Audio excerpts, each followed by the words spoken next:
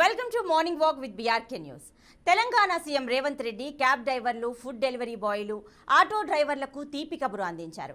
వారి కోసం 5 లక్షల యాక్సిడెంటల్ పాలసీ తీసుకురావడంతో పాటు రాజీవ్ ఆరోగ్యశ్రీ ద్వారా 10 లక్షల వరకు ఉచిత వైద్యం అందించబోతున్నట్లు హామీ ఇచ్చారు. ఆటో డ్రైవర్లను ఆదుకునేందుకు కార్యాచరణ రూపొందిస్తామని అన్నారు. దీనిపై ఆటో డ్రైవర్లు ఏమంటున్నారు? మార్నింగ్ వాక్ విత్ బీఆర్కే న్యూస్లో చూద్దాం. దీని గురించి పూర్తి అప్డేట్స్, పూర్తి డీటెయిల్స్ మా ప్రతినిధి లిఖిత అందిస్తారు. లిఖిత, చెప్పండి.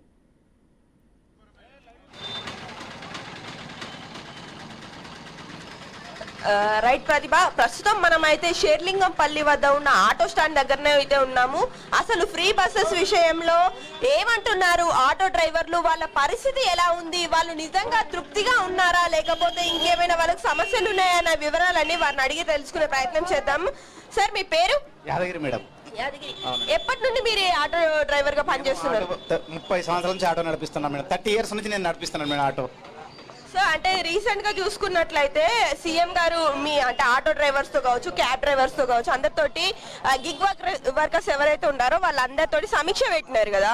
సో మీరు వారిచ్చిన హామీస్ తోటి సంతృప్తిగా ఉన్నారా? మేడం, సంతృప్తిగా లేదు మేడం.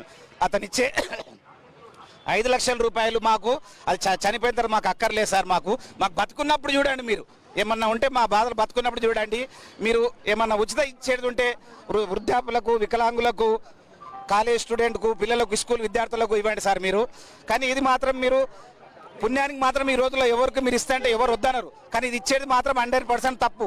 ఉచిత బస్ అనేది 100% అందరూ కష్టం చేస్తున్నారు, అందరూ డబ్బులు ఇస్తారు, అందరికీ మంచిగా ఉంటుంది. రేపు నువ్వు ఇచ్చేది నువ్వు సొంతంగా డబ్బులు ఇస్తలేదు సార్. మీరు రేపు మళ్ళీ పేదలు కొట్టి మళ్ళీ వాళ్ళకి పెడుతున్నారు.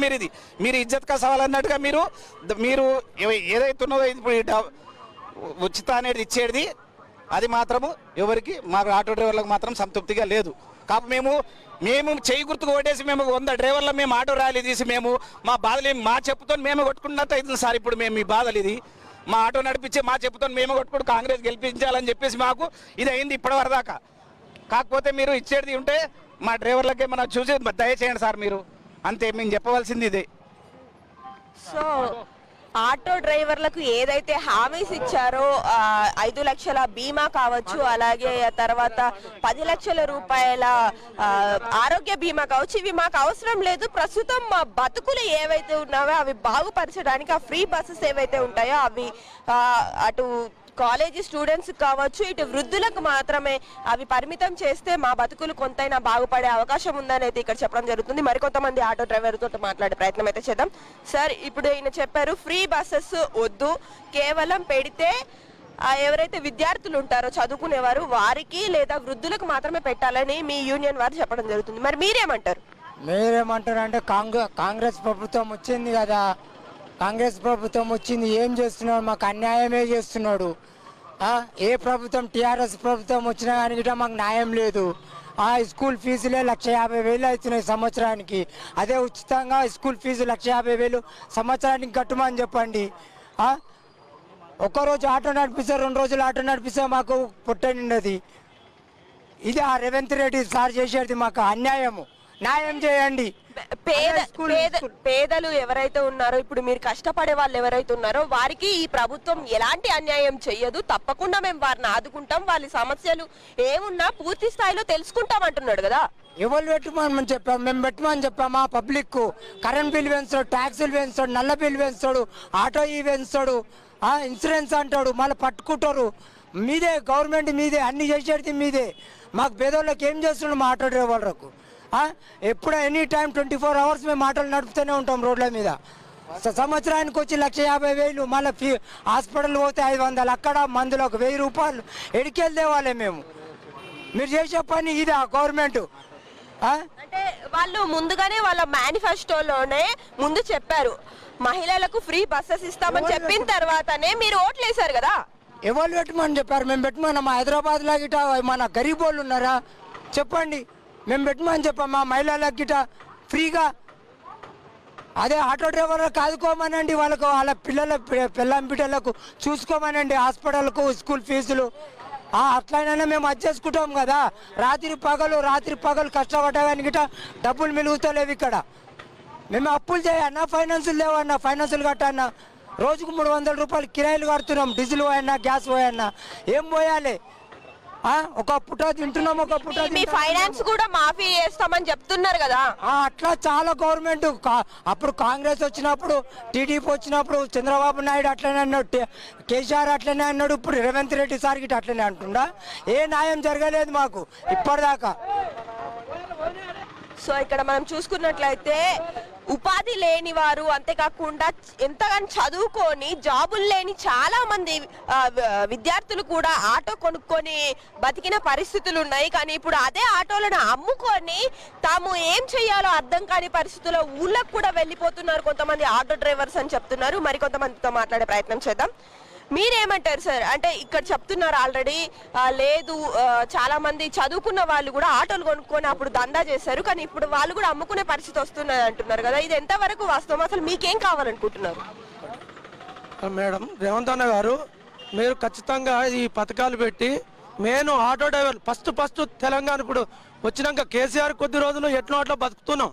ఆటో తోలుకుంటే రోజు 1000-1500 వచ్చేటి ఇప్పుడు 300 రూపాయలు వస్తే డైలీ ఫైనాన్సులు అంటే ఒక 50,000 ఫైనాన్స్ తీసుకుంటాం డైలీ. ఎందుకంటే ఇంటి సమస్యలు, పిల్లల చదువుల గురించి తీసుకుంటాం. రోజు 500 రూపాయలు అక్కడ కట్టుకుంటూ ఇంట్లో రెంట్ తీసుకొని రెంట్కు పైసలు కట్టకపోతే నెల కాగానే కాల్ చేయమంటారు.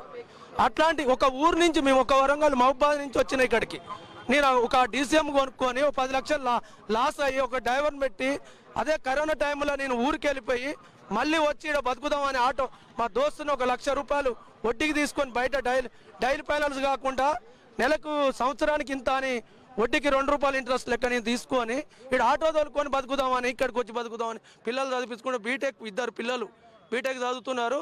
వాళ్ళకు 4 లక్షలు చిల్లర అవుతున్నాయి. 4 లక్షలు ఎక్కడ తెచ్చాడు? అప్పు తెస్తున్నాం. వాళ్ళు ఇకనన్నా బాగుపడతారు, జాబ్ వస్తుంది, ఇకనన్నా వస్తుంది అని ఇప్పటి వరకు చదివించుకుంటూ మేము నాసంటే వాళ్ళు కార్మికులు ఎంతో ఇబ్బంది పడుతున్నారు. ఆటో బస్సు ఫ్రీ పెట్టిరు. బస్సులో ఆడవాళ్ళు కూడా చాలా ఇబ్బంది పడుతున్నారు. కాలేజ్ పిల్లలు ఇబ్బంది పడుతున్నారు. ఎంత డోర్ల కాడ వెనక నిలబడి చాలా అవస్థ పడుతున్నారు. అది మీకు కనపడతలేదా? ఈ లైవ్ ఈ ఛానల్ వాళ్ళు చూపిస్తున్నారు. మీరు ఇంతవరకు మేలుకోకపోతే ఈ 10 రోజులు ఏదో రాజకీయం ఓట్ల గురించి మీరు ఆలోచించకండి. ఈ కొన్ని కోట్ల మంది, లక్షల మంది కుటుంబాలు ఆధారపడి ఉన్నది. భార్య పిల్లలు చదువుకోవాలి, తల్లిదండ్రులు చదువుకోవాలి.